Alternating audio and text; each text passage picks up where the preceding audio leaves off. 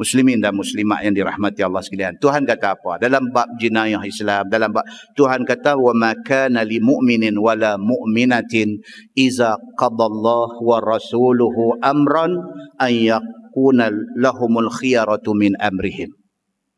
Tuhan kata kalau sekiranya kita ni beriman, baik laki-laki ataupun perempuan, apabila Allah dan Rasul sudah putuskan satu-satu benda, kita tak boleh pilih lagi. Allah sudah memutuskan kesalahan curi potong tangan, kesalahan minum arak kena sebat. Allah dah putuskan begitu. Maka kalau betul kita beriman kepada Allah Subhanahu Wa Taala, kita tak boleh pilih hak lain dah, kita kena ikut hak Allah kata. Itu Quran kata macam tu. Muslimin dan muslimat yang dirahmati Allah sekalian. Ayat lain Tuhan kata tilka hududullah fala ta'taduha. Demikian itu adalah hukum yang menjadi sempadan Allah Subhanahu Wa Taala. Jangan kamu langgar hukum-hukum dan hukuman-hukuman itu. Faulaika humuz zalimun. Siapa yang langgar mereka itu orang yang zalim. Muslimin dan muslimat yang dirahmati Allah sekalian. Kesimpulan kita nak abang apa tuan-tuan? Kesimpulan dia. Semua orang kena belajar tentang benda ni. Supaya bila kita belajar, kita faham, kita tidak akan menentang. Kerana itu hukum agama kita. Bila kita faham, kita belajar, kita tidak akan menentang. Seperti mana kita tak pernah bangkang sembahyang zuhur 4 rakaat. Ada orang pernah bangkang sembahyang zuhur 4 rakaat. Dia kata saya tak puas hati betul lah lohong Tuhan buat 4 ni. Kita dengan kerja, dengan masa lunch, masa tu nak sembahyang, masa tu nak makan, patut-patut dua sudahlah zuhur. Ada orang cakap begitu? Tak ada. Seperti mana kita tidak pernah bangkang peraturan sembahyang, begitulah sepatutnya kita tidak bangkang hududnya. Yang kedua, terimalah hakikat. Allah yang cipta kita. Tentu Allah lebih tahu apakah undang-undang yang sesuai untuk kita. Allah cipta kita. Kita mengaku tak mengaku? Mengaku. Kalau Allah yang cipta kita, dia tentu lebih tahu apakah hukum yang lebih sesuai untuk kita. Macam mana kita Mercedes tu, Jerman buat, engineer Jerman lebih faham tentang Mercedes. Macam mana Toyota tu, Jepun buat, engineer Jepun, mekanik Jepun lebih faham tentang Toyota.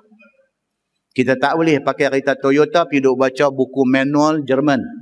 Nak perbaik Toyota, tak boleh. Macam itulah orang pakai Mercedes, dia tak boleh duk buka buku Proton untuk nak perbaik Mercedes dia. Tak boleh. Siapa buat dia? Buku manual dia kita kena baca. Allah buat kita. Buku manual kita ialah Quran dan hadis Nabi. Itu yang kita kena baca. Realitinya, yang ketiga, realitinya undang-undang ciptaan manusia dah terbukti gagal. Undang-undang ciptaan manusia terbukti gagal. Dari segi peningkatan indeks jenayah. Oh, samun. Everywhere lah ni berlaku samun. Karena banyak orang samun, mereka nak saman kereta cermin gelap. Tak kena mengena. Kes samun ni, sikit sangat kalau nak kena mengena dengan cermin gelap ni. Bahkan, cermin tak gelap pula lagi banyak duk kena samun. Satu perempuan duk buat kereta pergi kerja. Daripada rumah dia, dia nak pergi kerja. Dia duk drive seorang-seorang. Penjenayah tengok, perempuan bawa kereta seorang, cantik. Kereta hak jenis MPV ni. Tempat barang, bukan macam kereta. Kereta dia ada bonet tutup. MPV cermin semua, tak nampak. Kalau kita pergi travel, cuti-cuti ni, cuti sekolah nak main ni, bawa anak-anak pergi sampai Singapura, sampai Johor Bahru, sampai Melaka, sampai mana tu, barang-barang kita nak berjalan 5 hari.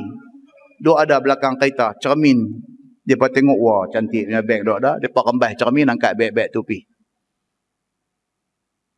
Kalau ada pihak kata cermin gelap, memudahkan penjenayah duk dalam cermin gelap, orang tak nampak muka dia. Pihak yang duk kena katok cermin kereta curi barang ni pun boleh bagi alasan juga. Cermin cerah ni orang nampak barang dalam kereta dia. Alasan. Kalau hang nak bagi alasan, orang pelik ni pun boleh bagi alasan. Yang lebih penting ni apa dia? Kalau mencuri, potong tangan dia. Muslimin dan muslimat yang dirahmati Allah. Realitinya kita mengaku undang-undang yang ada hari ini failure, gagal. Maka indeks jenayah meningkat. Kenapa tak boleh? Kita try tengok undang-undang Islam ni. Bagi 5 tahun berjalan, macam mana? Dia boleh tak boleh kontrol jenayah? Kalau sekiranya 5 tahun berjalan, gagal, tak boleh nak kontrol jenayah. Ambil hukum duduk ni, buang dalam parit, tak apa. Puas hati. Kita, Tuhan tak boleh. Tuhan kata dia boleh kontrol. Kalau jalan hukum ni, lah kita dah jalan. Pasal apa gagal? Maknanya tak betul, kita buang. Kita kena yakin sampai macam tu dengan Tuhan. Kalau Tuhan kata hampa buat benda ni, nakalan minallah. Satu bentuk penjagaan daripada Allah akan main. Kita try. Saya ingat masa saya student dulu, ada debate. Di Universiti Melaya dulu, dia ada debate ekonomi. Dia panggil setahun sekali. Debate ekonomi. Dia panggil wakil daripada semua parti mai. Semua parti yang ada dalam Malaysia yang top-top ni semua hantar wakil pergi debate. Timbul masalah hudud ni. Tahun 80 dulu ni. Timbul masalah ni. Satu orang wakil tu dia mempertahankan hukum hudud, dia kata lagu tu lah. Dia kata dekat wakil daripada yang bukan Islam ni. Bila mereka ni duduk tak mau lah apa. Mereka ni tak mau. Pasal mereka tak faham. Wakil ni dia kata, saya kata tadi tu. Dia kata dalam debate tu. Dia kata, baik now, undang-undang ada hari ni, you puas hati tak? Dia ni kata tak puas hati. Baik. Kalau tak puas hati, dia kata, why not? We try.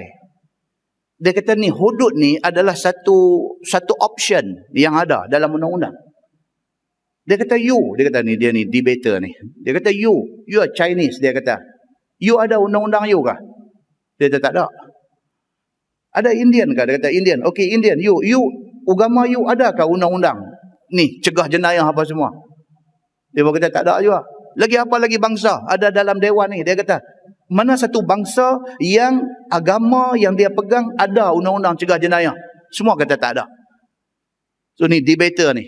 Dia kata dia kata kita cuma ada 2 saja. Satu undang-undang orang putih hak kita duk pakai ni, ini buatan manusia. Satu lagi, we all Muslim, kita ada undang-undang kita dalam Quran. Kalau you dah kata undang-undang ni tak berjaya, why not kita try? You bagi 5 tahun, dia kata. You jangan bagi setahun, 2 tahun, tak ada nak jalan. Bagi 5 tahun. Tengok, dia kata. Kalau sekiranya jadi elok, kita pakai. Kalau sekiranya tak elok, I as a Muslim, dia kata, I setuju undang-undang ni you pergi buang dalam longkang, dia kata. Tuan-tuan, yang bukan Islam ni dengar, kelu. Tak boleh nak kata apa, kelu. Pasal benda tu logik. Kelu. Dia pun jam. Dia tak boleh nak kata apa. Muslimin dan muslimat yang dirahmati Allah sekalian.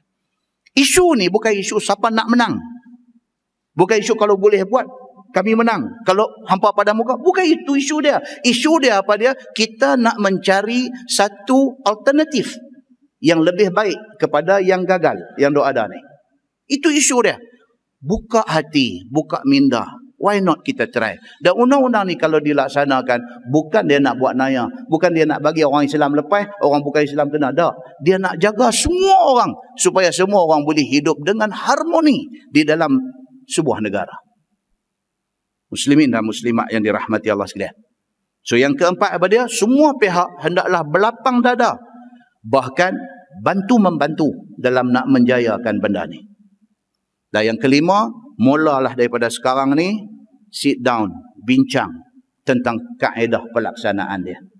Panggil pakar-pakar undang-undang yang ada di seluruh dunia. Belanja sikit tak apa, panggil mai duduk, bincang, draft benda ni, buat bagi elok-elok. Kemudian pula apa, bila dah siap gubal, aturkan siri penerangan.